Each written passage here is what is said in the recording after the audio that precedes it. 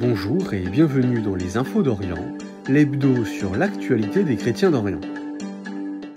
Le dimanche 20 octobre, le pape François a canonisé les 11 martyrs de Damas, victimes d'un massacre survenu dans la capitale syrienne en 1860. Ces chrétiens, assassinés par des druzes, en haine de la foi chrétienne, avaient été béatifiés il y a près d'un siècle par le pape Pie XI.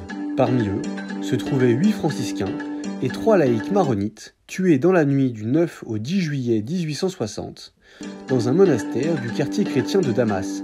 Cet événement tragique avait déclenché l'expédition française au Liban et marqué le début de l'exode des chrétiens d'Orient vers l'Europe. Des violences ont éclaté à Tcherkassy en Ukraine autour du contrôle de la cathédrale Saint-Michel. L'Église orthodoxe d'Ukraine, indépendante du patriarcat de Moscou depuis 2019, a pris le contrôle de l'édifice, jusqu'alors rattaché à l'Église orthodoxe ukrainienne, soutenue par le patriarcat de Moscou.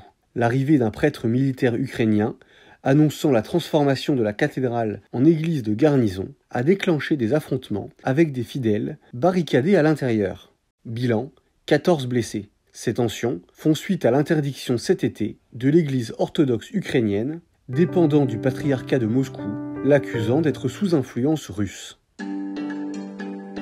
La cloche de l'église Mar Thoma des Syriaques orthodoxes résonnera bientôt à nouveau dans les rues de Mossoul. Détruite lors de l'occupation de la ville par Daesh, elle fera son retour puisque sa fabrication vient d'être achevée à Villedieu-les-Poêles, dans l'ouest de la France. Mesurant 60 cm de diamètre et 55 cm de hauteur, cette cloche de bronze est ornée de motifs et d'inscriptions, dont le verset « La vérité vous rendra libre » issu de l'évangile de Jean. Sur une face, on reconnaît la silhouette de saint Thomas et sur l'autre, le blason de l'église syriaque orthodoxe. La cloche devrait être acheminée à Mossoul en décembre prochain pour un retour au culte de l'église en mars 2025.